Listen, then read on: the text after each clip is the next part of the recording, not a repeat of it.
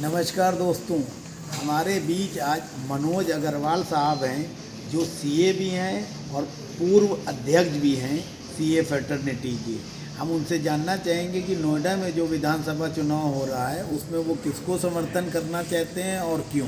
नमस्कार। नमस्कार जी। मनोज जी, मेरा पहला सवाल आपसे ये है कि नोएडा में जो है भाजपा, कांग्रेस, बसपा, सपा सबने अपने प्रत्याशी उतारे हैं। लिबरल पार्टी ऑफ इंडिया से आप ही की फ्रेटर्निटी के सीए ध्रुव अग्रवाल चुनाव मैदान में है। जी जी। तो आप ये बताइए कि इस वक्त जो है अग्रवाल समाज से भी वो बिलोंग करते हैं जी।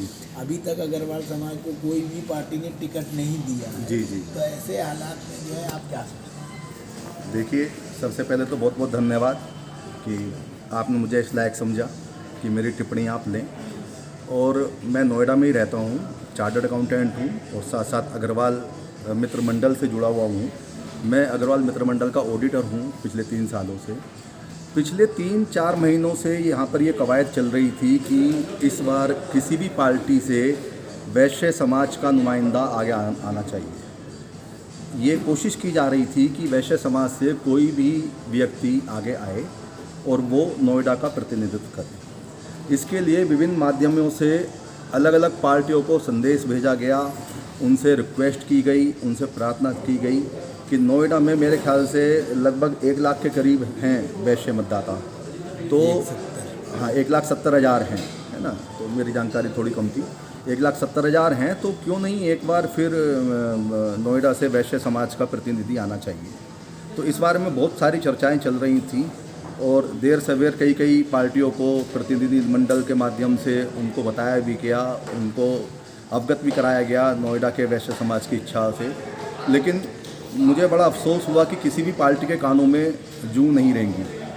और ये जानकर मुझे बड़ी खुशी हुई कि मेरे मित्र और मेरे कलीग रहे हैं। जब हम कमेटी में थे, जब मैं चेयरमैन था उस वक्त कमेटी में मेरे साथ ही थे, आप वाइस चेयरमैन भी रहे। और उसके बाद इन्होंने हमारे सेंट्रल इंडिया रीजन का प्रतिनिधित्व किया, अध्यक्ष बने CIRC के। तो मुझे बड़ी खुशी हुई जब मुझे ये पता लगा कि ध्रुव अग्रवाल जी ने आगे बढ़कर ये मोर्चा संभाला है कि वैश्य समाज का जो प्रतिनिधि हो वो नोएडा से वो अग्रवाल हो और अग्रवाल समाज का हो। तो उन्होंने अपना पर्चा जो शुरू में भरा था, जहाँ तक मेरी जानकारी है, वो निर्दलीय के रूप में भरा था। लेकिन धीरे धीरे अपनी हिम्मत से, अपनी जीवटता से, अपनी लगन से आज उन्होंने छोटी बड़ी 300 से ज़्यादा पार्टियों का समर्थन हासिल कर लिया है। और जहाँ तक मैं समझता हूँ, जो बड़ी पार्टियाँ हैं उनमें बड़ी बेचैनी है उनके चुनाव प्रचार को देखते हुए, उनको मिल रहे समर्थन को देखते हुए। और मुझे पूरा विश्वास है कि ध्रुव अग्रवाल जी एक नई दिशा दिखाएंगे नोएडा को और विधायक बनकर हम सबका मार्गदर्शन करेंगे। मेरा पूरा समर्थन उनके साथ। मनोज जी, एक सवाल हो जी कि भारतीय जनता पार्टी, कांग्रेस और ये सपा बसपा, ये लोग करोड़ों रुपए खर्च करके वोटरों को जो है दिग्भ्रमित कर रहे हैं, कंफ्यूज कर रहे हैं। जी। ऐसे हालात में आप जैसे लोगों का सपोर्ट होने के बाद ध्रुव अग्रवाल साहब के लिए क्या जो है स्ट्रेटजी होना चाहिए, उस पर थोड़ा सा बात। देखिए, मेरा मानना तो ये है कि ध्रुव अग्रवाल जी कोई नेता तो है नहीं, तो उन्हें लुभाने वाली बात करनी तो आती नहीं, जितना भी मैं उन्हें जानता हूँ। वो जो आगे आए हैं वो वैश्य समाज की लगातार हो रही उपेक्षा को देखते हुए आगे आए हैं।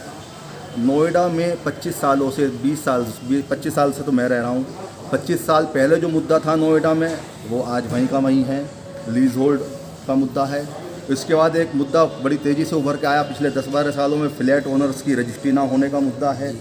इस तरह के मुद्दे हैं। उद्योग टूट रहे हैं, उद्योग बंद हो रहे हैं, बेरोजगारी बढ़ रही है नोएडा में, बिजली पानी की समस्या है। तो इन सारी समस्याओं को देखते हुए मुझे लगता है ध्रुव अग्रवाल जी निष्पक्ष रूप से आगे आए हैं और बिना किसी पार्टी की तरफ देखते हुए उन्होंने ये कदम उठाया है। तो वो निश्चय ही नोएडा की बेहतरी के लिए काम करेंगे। धन्यवाद।